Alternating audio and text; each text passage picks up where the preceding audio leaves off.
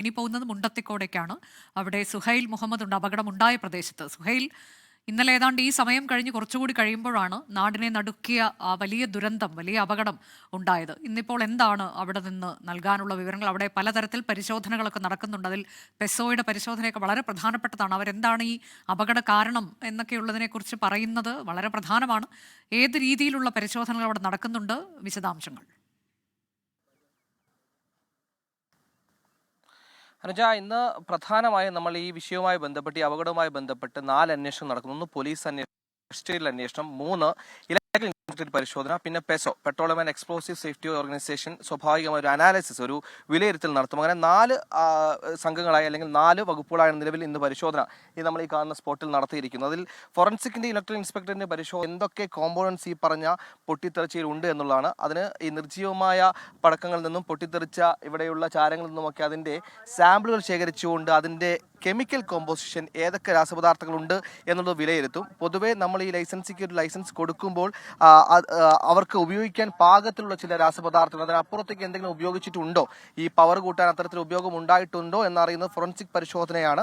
ആ ഫോറൻസിക് പരിശോധന നിർണായകമാണ്. പിന്നീട് അടുത്ത ഇലക്ട്രിക്കൽ ഇൻസ്പെക്ടറേറ്റിന്റെയും ഈ പറഞ്ഞ പെസോയുടെ അനാലിസിസുമാണ്. ഇലക്ട്രിക്കൽ ഇൻസ്പെക്ടറേറ്റും പ്രധാനമായും പരിശോധിക്കുന്നത് എന്താണ് കാരണം. ഫോറൻസിക് പരിശോധന ഇപ്പോൾ ഇവിടെയുള്ള ചാരങ്ങളിൽ നിന്ന് ആ സാമ്പിൾ ശേഖരിച്ച് അതിലെ പദാർത്ഥം എന്താണെന്ന് തിരിച്ചറിയും. ഇലക്ട്രിക്കൽ ഇൻസ്പെക്ടറിനെ സംബന്ധിച്ചിടത്തോളം അതിന്റെ പരിശോധന കാരണം എന്ത് എന്നുള്ളതാണ്. നിലവിലൊക്കെ ചൂടാണ് അപകട കാരണമെന്ന് വിലയിരുത്തലുകൾ വരുന്നുണ്ട്. എന്നാൽ ആ വിലയിരുത്തലുകളെ പൂർണ്ണമായും തള്ളുന്നില്ലെങ്കിലും ചെറിയ രീതിയിൽ ചൂട് മാത്രമല്ല മറ്റെന്തെങ്കിലും കാരണം ഉണ്ടായേക്കാം എന്ന സൂചനകൾ ഇലക്ട്രിക്കൽ ഇൻസ്പെക്ടറേറ്റിനും പെസോയുടെയും വിലയിരുത്തലുകളുണ്ട്. അത് ഔദ്യോഗികമായി സ്ഥിരീകരിക്കുന്നില്ല.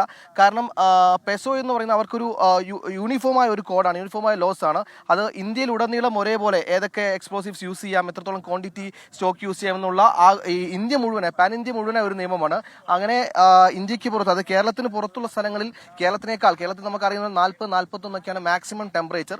മറ്റ് ഇതര സംസ്ഥാനങ്ങൾ ഇതിനേക്കാളേറെ 45 വരെയൊക്കെ ടെമ്പറേച്ചർ പോകുന്നത് നമ്മൾ കാണാറുണ്ട്. അവിടെയും ഇത്തരത്തിൽ എക്സ്പ്ലോസീവ് സൂക്ഷിക്കാറുണ്ട്. അവിടെ നിന്നും ഇത്തരത്തിൽ ഈ വെടിക്കോപ്പുകൾ, ഈ പടക്കങ്ങളടക്കം നിർമ്മിക്കാറുണ്ട്. അവിടെ നിന്നും ഇത്തരത്തിലൊരു അപകടം ചൂട് കൊണ്ടൊന്നും അങ്ങനെ സ്വാഭാവികമായി ഉണ്ടാകാറില്ല. അതുകൊണ്ട് കേരളത്തിലെ ചൂട് ഉത്തരേന്ത്യൻ ചൂടിനെ താരതമ്യം ചെയ്യുമ്പോൾ ചൂടെന്ന കാരണം മാത്രമാണോ അപകടം എന്ന കാര്യത്തിൽ ഒരു പൊതു വിലയിരുത്തലിലേക്ക് എത്തുന്നില്ല. എന്നാലും അതിനൊരു സാധ്യതയുണ്ട്, അത് തള്ളുന്നില്ല.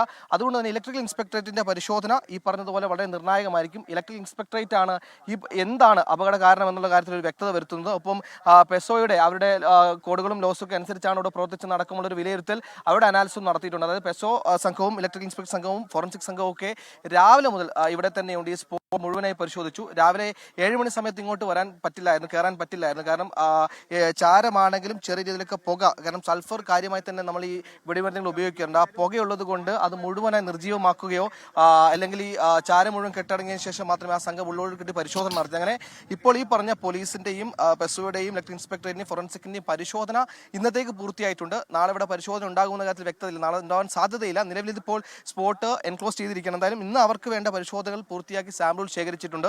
നാളെ സാമ്പിളുകളിൽ നിന്നുള്ള വിവരങ്ങൾ, ഒപ്പം ഇലക്ട്രിക്കൽ ഇൻസ്പെക്ടറേറ്റിന്റെ ഇവിടെയുള്ള കണ്ടീഷൻസ് ഒക്കെ, മെഷേഴ്സ് ഒക്കെ നോക്കിയിട്ട് കൊണ്ടുള്ള ഒരു അനാലിസിസ് അടക്കമുള്ള കാര്യങ്ങൾ പുറത്തു വരുമ്പോൾ മാത്രമാണ് അപകടം വ്യക്തമാകുള്ളൂ. നിലവിൽ ചൂടെന്ന കാരണം പൂർണ്ണമായി തള്ളുന്നില്ല. എന്നാൽ അത് മാത്രമായിരിക്കില്ല എന്നൊരു സംശയം, അല്ലെങ്കിൽ വേറെ എന്തെങ്കിലും ഉണ്ടായിട്ടുണ്ടോ എന്ന കാര്യം ഏറെ പേർക്ക് ജീവൻ നഷ്ടപ്പെട്ട അപകടമാണ്.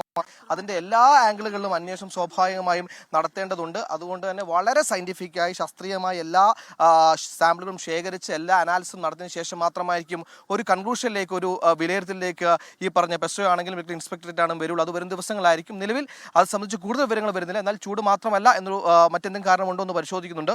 പോലീസിന്റെ അന്വേഷണം തൃശൂർ ക്രൈം ഡിവൈഎസ്പിയുടെ തൃശൂർ ക്രൈംബ്രാഞ്ച് ACPയുടെ നേതൃത്വത്തിലാണ് പോലീസ് അന്വേഷണം നടക്കുന്നത്. അതായത് പോലീസിന്റെ അന്വേഷണം ഒരു ഭാഗത്ത് നടക്കുന്നുണ്ട്, മജിസ്ട്രേറ്റ് അന്വേഷണം മറുഭാഗത്ത് നടക്കുന്നുണ്ട്. ഒപ്പം ഈ പറഞ്ഞ ശാസ്ത്രീയ അന്വേഷണ സംഘങ്ങൾ അവരുടേതായ രീതിയിൽ വിലയിരുത്തലുകളും പഠനങ്ങളും നടത്തുന്നുണ്ടായാലും നാളെയും മറ്റന്നാളുമായി എന്തായിരിക്കും കാരണം എന്ന കാര്യത്തിൽ ഒരു വിധത്തിലുള്ള ധാരണ നമുക്ക് ലഭിക്കുമെന്നാണ് നമ്മൾ പ്രതീക്ഷിക്കുന്നത്. അനുജ,